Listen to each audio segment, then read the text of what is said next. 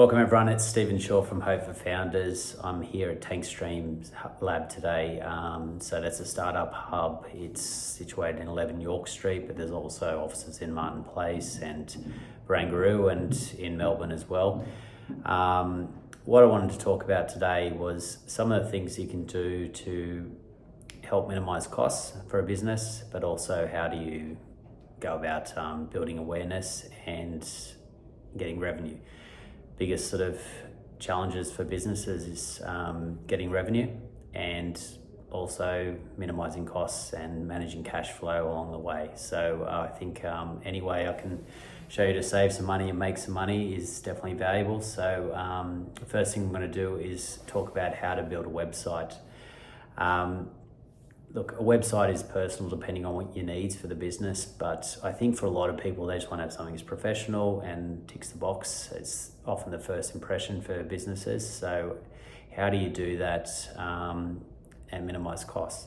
A lot of websites, people pay anywhere from $2,000 to $15,000 depending on the needs. And some people do need that $15,000 website. But a lot of people, especially when they're starting off, just need something that's a tick box, looks professional, and keeps you in a positive mindset for the viewer. So I'll get on and show you how to do that, and then we'll talk about some tips on building awareness. Let's do an event production website. Okay, so Stephen's Events. This business provides corporate events for 100 people or more, professional speakers from all over the world.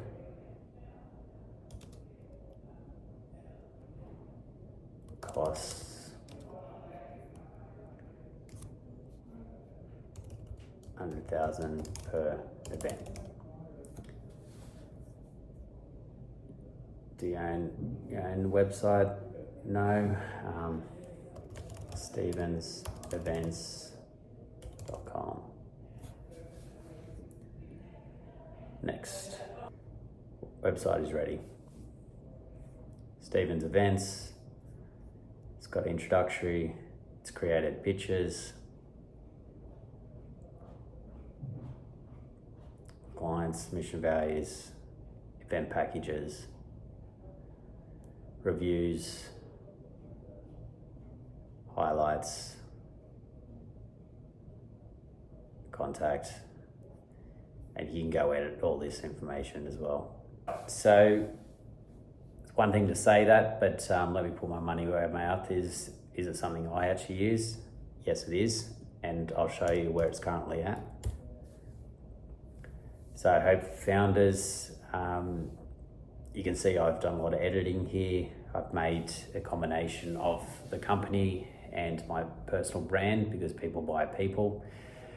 What I've also added is a lot of call actions. So book a 15-minute phone call, organize a coffee chat, download a white paper. So people trying to establish credibility. How do you show that? Often a good chance is a white paper. People can go onto my podcast. I've now shared podcast episodes on there, and we've got those call actions. I have an ongoing campaign where I promote 4 times a week, and you can actually go see those, and also you see these white papers as well. Now, that is actually on every single page. So key call actions, subtle, but you want to make sure people know what the next steps. Book that 15-minute phone call. Got one picture of female, one picture of male. You want to target both. So information about myself, again, that download of that white paper. Services, again, book the 15-minute phone call. Pillars, got the episodes there, download the white paper. In the contact section, you can add your Google location as well, and again that call introduction for the white paper. So that's how you create a website really quickly, and it doesn't cost you anything other than the web hosting. So definitely there's a whole range of things you can do like that saves you a lot of money. But the next thing you need to do is create revenue. So I'm going to talk about some of the strategies I've done there. There's a lot of successful companies that a blueprint for this. One like Founder magazine, they were posting 7 days a week. Depending on your business, you may want to work out is that the right kind of amount. For me, it's 4 times a week, and then you want to choose what medias to use. I'm in professional services, something like LinkedIn is a given. For LinkedIn, I use the company, but I then share it to my personal page because people are buying both. But with things like my other medias, I use Instagram and Twitter or X, and they're more focused on the personal brand. People want to get to understand me, get to know me, determine if they like me. Then they want to learn, do they trust me? And from there, ultimately, they find out about a product and is something that's valuable and they want to buy. Some people might use something like a TikTok. It really depends on your business. So you need to choose those social medias, and then you work out how do you put some content. What I want to do is I want to have something that's educational. So the first post will be maybe 3 tips for founders, and I'll do that consistently the first week. The second one, I use my podcast to share content. So sometimes it's going to be clients that are on there, and they've attended the podcast, and it's a bit of an advocacy. But also it gets to hear me speaking. People can work out again, do they like me, do they trust me, do they believe me? The third post I do is something around events. So people want to see that you're actually out there, you're attending events, there's a social proof to that. And the last one I do is around switching off. It's a big thing for myself to have a good balance between working. People can say you can work 24/7, but the reality is you'll eventually burn out, and if you can't help yourself, you can't help others. So I am a big believer in getting that balance right, and I used the last one to help illustrate that message. All of it for me is not about saying it, it's actually delivering on it. So things like with the website tip, it's ones I actually use, all these tips, but also the actions, attending, making sure I do podcasts, make sure I create educational material, make sure I'm attending these events, and finally making sure I'm switching off. So how do you actually do that? It is a lot of effort, but you can use things like AI to help you refine the information. You can use AI to help you refine it and make it look good with pictures. What you can't do is create the shell, so you need to do a bit of effort there. But there's definitely tools which I help people to understand what those tools are and create good looking content.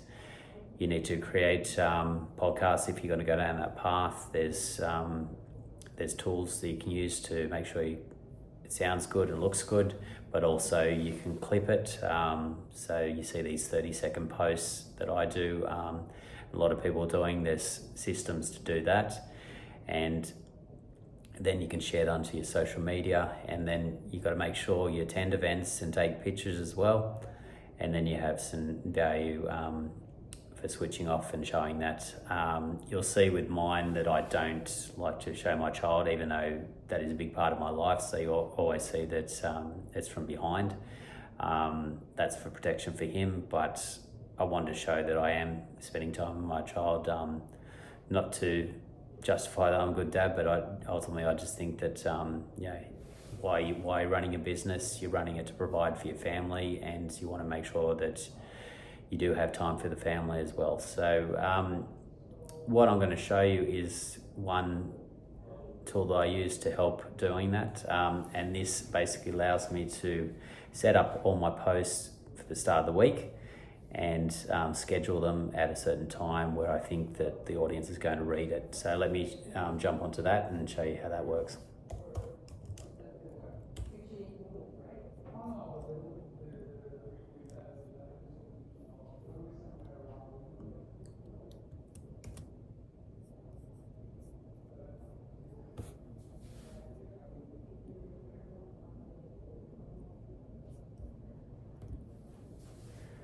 Okay, so here you can see there's not scheduled posts yet because I'm just actually recording one that I'm going to be using now. But if you go back, you can see that I've linked in my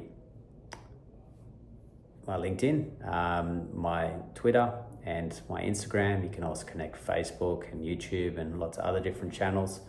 This is a free service, and you can see all my sent ones. So there's a post that I did yesterday. It's there on LinkedIn, Instagram, and Twitter. It's a post for Friday. As I said, switching off and not showing my son. Video recorded last week. Client podcast. And 3 tips for founders, all on the same thing, scheduled to go at certain times. And you'll see that's been consistent throughout the last couple of weeks. So how long does that take? Probably takes you first 4 weeks to get people seeing it. Obviously the content's it's got to be value. You only see that from the responses, engagements, so you've got to track the impressions and work out, well, was that good content? Not if you think it's good, are you getting responses to it? And you might have a few different strategies, but you might not want to have too many strategies. If you have too many strategies, what happens is you're not really getting any meaningful data. So you might want to try a maximum of 10 different ideas or maybe less and work out what are the top 2 and then start to focus on those top 2 and then add a new one. And then you'll start to get some feedback. So by the time you're in the 2nd and 3rd month, you're actually just putting out content that your audience really enjoys, and you'll continue to refine it. It is a challenge, it's a discipline. You know, four times a week you're trying to put out content, and you need to continue to do that along with running your business. But ultimately, if people aren't aware of your business, it's very hard to make a decision whether they like it or not. So this is not just my concept, it's something that's proven with lots of different studies. As I said, Founder Magazine and a lot of other successful companies have built businesses from scratch using this philosophy. So hope that helps. I'm going to continue to do some more tips. If there's anything in particular you'd like some information on, please let me know. Helps me make sure the content's valuable as well. Thanks for that. Have a great day. Cheers.